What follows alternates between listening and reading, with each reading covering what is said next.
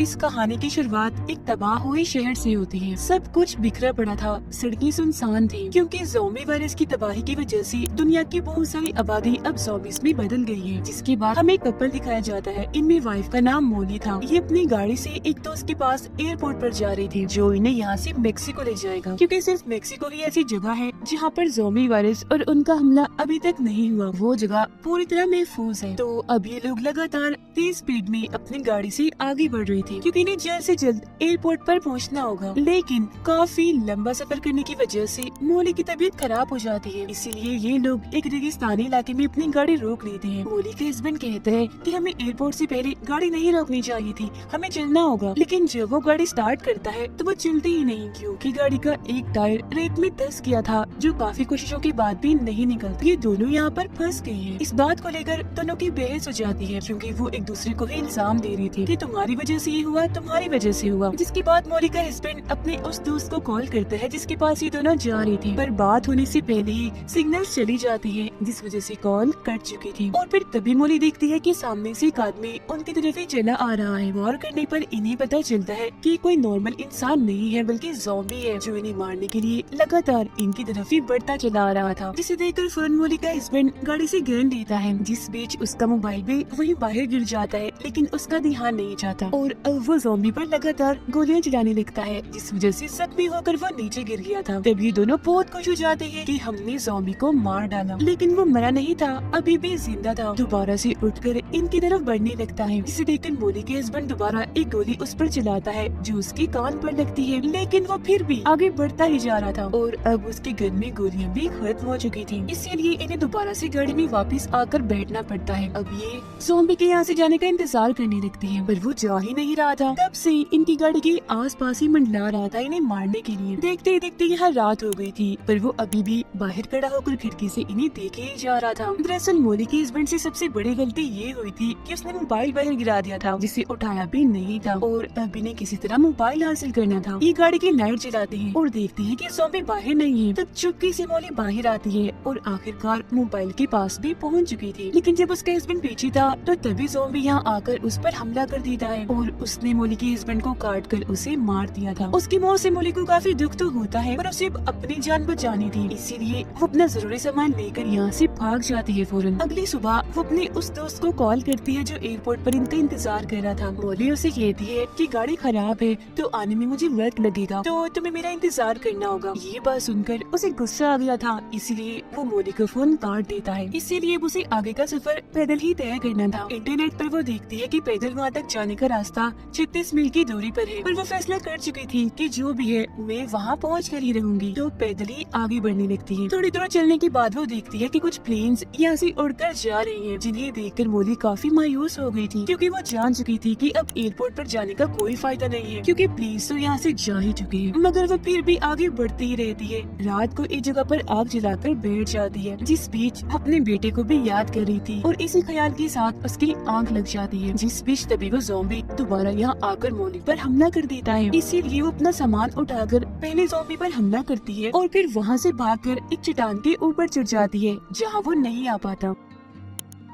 अगली सुबह वो देखती है कि ज़ॉम्बी अभी भी चट्टान के नीचे यानी उसके करीब ही है, जो उसके पास आने की कोशिश कर रहा है। तो वो अपना सामान लेकर यहाँ से दोबारा भागने लगती है। हालांकि ज़ॉम्बी भी उसका पीछे करता है, पर वो आराम आराम से चल रहा था तो इतनी आसानी से उस तक नहीं पहुँच सकता था। लेकिन जब मोली एक जगह पर रुक गई थी तो दोबारा से वो उसके पास आने लगता है। अब यहाँ वो पत्थर से उसे डराकर भगाने की कोशिश भी करती है, पर वो उसे नजरअंदाज करके उसकी तरफ बढ़ता ही चला जा रहा था। और यहाँ एक बार फिर रात हो जाती है, इसलिए मोली एक चट्टान के ऊपर आग जलाकर बैठ जाती है क्योंकि वो जानती थी कि ज़ॉम्बी चट्टान पर नहीं आ सकता, तो वो यहाँ महफूज है। अब अगली सुबह उसे दोबारा अपने दोस्त की कॉल आती है। वो उसे कल सुबह तक का टाइम देता है। कहता है कि अगर तुम कल सुबह तक एयरपोर्ट पर आ गई तो ठीक है, वरना हम तुम्हें छोड़कर यहाँ से निकल जाएंगे। जिसका मतलब था कि एक मौका अभी भी उसके पास था यहाँ से निकलकर अपनी जान बचाने का। इसीलिए वो दोबारा से आगे बढ़ने लगती है। लेकिन ज़ॉम्बी तो अभी तक उसका पीछे नहीं छूटता। उसके खाने पीने का सामान भी खत्म हो गया था, जिस वजह से उसे कमजोर कमजोरी हो रही थी और पानी की कमी तो बहुत थी। ऊपर से गर्मी भी बढ़ती जा रही थी। यहाँ वो रुक भी नहीं सकती थी क्योंकि ज़ॉम्बी उस पर हमला करके उसे मार देगा। लेकिन काफी थक जाने की वजह से उसकी आंखें बंद होने लगती है और फिर तभी यहाँ रेत का एक काफी बड़ा तूफान आ जाता है, जिस तूफान में वो ज़ॉम्बी के साथ फंस जाती है और बेहोश हो गई थी। फिर जब उसे होश आती है तो वहाँ से एक गाड़ी गुजर रही थी। वो उन्हें आवाज लगाकर रोक लेती है, जिसके अंदर से दो आदमी बाहर आते हैं। सबसे पहले वो मोली को पीने के लिए पानी देते हैं। वो फिर इन्हें बताती है कि मुझे एयरपोर्ट जाना है, तभी मैं यहाँ से निकल सकती हूँ, तो प्लीज आप मुझे ले चलिए। तो अब ये लोग मोली को गाड़ी में बिठाते हैं। वो देखती है कि मेरा बैग मेरे पास नहीं है। कहती है कि शायद वो वहीं गिर गया होगा जहाँ मैं बेहोश पड़ी थी। तो अब ये दोनों उसका बैग लेने के लिए चली जाते हैं। गाड़ी में मोली खून के निशान देखती है, जिससे वो समझ गई थी कि ये दोनों कोई शरीफ लोग नहीं है बल्कि खूनी है। वो घबरा गई थी। फिर ये दोनों लड़की वापस गाड़ी में आकर मोली से कहती है कि हमें भी एयरपोर्ट जाना है,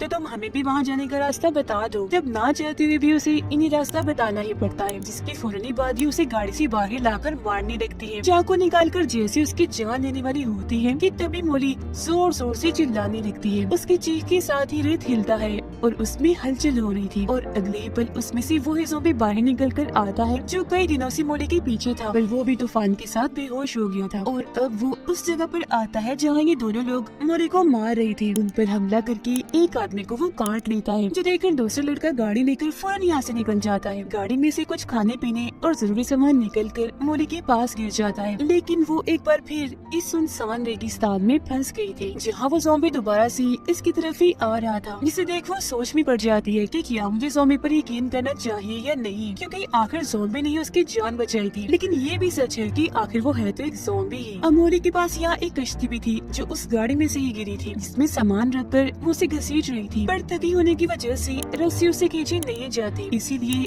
अब वो ज़ॉम्बी पर भरोसा कर ही लेती है। उसके गले में कश्ती की रस्सी डालकर उसमें सामान रखती है, जिसे खींचकर ज़ॉम्बी आगे बढ़ रहा था, तो वो भी उसके साथ साथ आगे बढ़ती रहती है। उसकी यहाँ एक किस्म की ज़ॉम्बी से दोस्ती हो गई थी। वो उसे अब अपनी कहानी सुनाने लगती है कि पहले मैं एक डांसर हुआ करती थी, मेरी बहुत ही छोटी उम्र में शादी हो गई, जिसके बाद मेरा बेटा पैदा हुआ, लेकिन क्योंकि मैं उस वक्त उसकी देखभाल नहीं कर सकती थी, इसलिए मैंने अपना बेटा अपनी बहन को दे दिया। मेरी बहन ने उसे पाल पोस कर बड़ा किया और आज भी वो वही है। मैं उसे बहुत याद करती हूँ। वो फैसला करती है कि मैं अभी ज़ॉम्बी को ट्रेन करूंगी, सब इसे सिखाऊंगी। अगर इसने मेरा कहा माना तो इसे मैं अपने साथ ले जाऊंगी, और अगर नहीं तो इसे यही रेगिस्तान में छोड़ दूंगी। लेकिन वो ज़ॉम्बी तो उसका सारा कहना ही मान रहा था। तो अभी लोग आगे बढ़ते हैं और मेन रोड तक आ गए थे। मोली गाड़ी के आने का इंतजार करने लगती है ताकि यहाँ से निकल सके। इतनी ही देर में यहाँ आर्मी की बहुत सारी गाड़ियाँ आने लगती हैं, जिन्हें देखकर मोली ज़ॉम्बी को छुपा देती है, क्योंकि वो जानती थी कि अगर आर्मी ने ज़ॉम्बी को देख लिया तो वो इसे मार देंगे। बट वो आर्मी के सामने जाती है, जहाँ कुछ सोल्जर्स उसे ज़ॉम्बी समझकर उस पर गन तान देते हैं। तब वो उन्हें समझाती है कि देखिए मैं ज़ॉम्बी नहीं हूँ, मैं इंसान हूँ, मुझे मदद चाहिए। उसका ये कहना ही था कि तभी ज़ॉम्बी वहाँ से निकलकर सामने आ जाता है, जिसे देखकर सोल्जर्स उस पर गोली चलाने के लिए तैयार थे। हालांकि मोली उन्हें समझाती भी है कि देखिए मत मारे इसे, खतरनाक नहीं है ये, किसी को कोई नुकसान नहीं पहुंचाएगा। पर एक सोल्जर ज़ॉम्बी पर गोली चला ही देता है, जिससे जख्मी होकर वो नीचे गिर गया था। साथ ही अब उसे गुस्सा भी आने लग गया था। मोली उसका गुस्सा ठंडा करने की कोशिश भी करती है, पर वो उसकी उंगली पर काट ही देता है, जिसका मतलब था कि वो भी अब इस वायरस के सिर में आकर ज़ॉम्बी बन जाएगी। लेकिन वो ऐसा नहीं चाहती थी, इसीलिए एक पत्थर उठाकर अपनी उंगली पर दे मारती है, जिससे उंगली टूट जाती है। यानी ये वायरस अब उसके जिस्म में नहीं फैलेगा। और अब क्योंकि आर्मी यहाँ से जा चुकी थी, तो ज़ॉम्बी के साथ वो दोबारा से आगे बढ़ना शुरू कर देती है। लेकिन वो सड़क पर ही लेट गया था, क्योंकि काफी थक चुका था। तब मोली की नजर सामने जाती है, जहाँ उसे एयरपोर्ट दिख जाता है। वो काफी खुश हो गई थी, क्योंकि वहाँ जाने के लिए वो कब से मेहनत कर रही थी। ज़ॉम्बी जख्मी भी था, इसलिए सड़क से उठ ही नहीं पा रहा था। इसे देखकर मोली समझ जाती है कि वो दर्द में है, इसीलिए उसे दर्द से छुटकारा देना होगा। तो वो एक पत्थर उठाती है और ना चाहते हुए भी उसे ज़ॉम्बी पर दे मारती है, जिससे उसकी आखिरकार मौत ही हो जाती है। आगे बढ़ते हुए वो अपने दो दोस्तों के पास पहुंच गई थी, जो इसे मेक्सिको ले जाएंगे, जहाँ ये वायरस अभी तक नहीं आया। लेकिन यहाँ से निकलने से पहले वो अपनी बहन को कॉल करती है, जहाँ उसका बेटा भी था। फोन उसका बेटा ही उठाता है, जो बहुत ज्यादा डरा हुआ था। बताता है कि मुझे घर में कैद किया हुआ है, क्योंकि बाहर बहुत सारे ज़ॉम्बीज़ हैं जो अंदर आने की कोशिश कर रहे हैं मुझे मारने के लिए। जो सुनकर मोली अपने बेटे के लिए काफी परेशान होने लगी थी, क्योंकि उसे लग रहा था कि शायद मेरी बड़ी बहन भी इस ज़ॉम्बी वायरस की लपेट में आ चुकी है या वो भी मारी गई है। वो जानती थी कि मेरे बेटे को इस वक्त मेरी जरूरत है, इसीलिए वो मेक्सिको जाने का फैसला बदलकर अपनी बहन के घर जाने का फैसला करती है और उसके दोनों दोस्त यहाँ से निकल जाते हैं। वो गाड़ी में बैठकर ज़ॉम्बीज़ को मारते हुए आखिर उस जगह पर पहुँच जाती है जहाँ उसकी बहन का घर था। यह सब कुछ तबाह बर्बाद हुआ पड़ा था। वो अब जैसे अपनी बहन के घर में आती है तो उसे ये जानकर काफी दुख होता है कि मेरी बहन और उसका हस्बैंड मारे गए हैं, क्योंकि वहाँ शीशे पर खून से कुछ लिखा हुआ था। वो फौरन अपने बेटे के कमरे में जाती है जो अपने टेंट में ही छुपा हुआ था, मगर काफी डरा हुआ लग रहा था। अपने बेटे को सही सलामत देखकर वो काफी खुश हो जाती है और फौरन उसे लेकर नीचे आती है, जहाँ दरवाजे पर बहुत सारे ज़ॉम्बीज़ थे जो अंदर आने की कोशिश में लगे हुए थे। वो अपने बेटे को कहती है कि तुम बस मेरे पीछे रहना और हाथ में बेलचा उठा लेती है। दरवाजा जैसे ही खुलता है वो ज़ॉम्बीज़ पर हमला करके सबको ही मार डालती है और इस तरह से खुद की और अपने बेटे की जान बचा लेती है, सिर्फ अपनी बहादुरी की वजह से, क्योंकि पिछले काफी वक्त से वो इतनी बड़ी बड़ी मुश्किलात का सामना कर रही थी, इसीलिए जान चुकी थी कि इनसे कैसे निपटना है। और इसी के साथ ये कहानी इधर ही खत्म हो जाती है।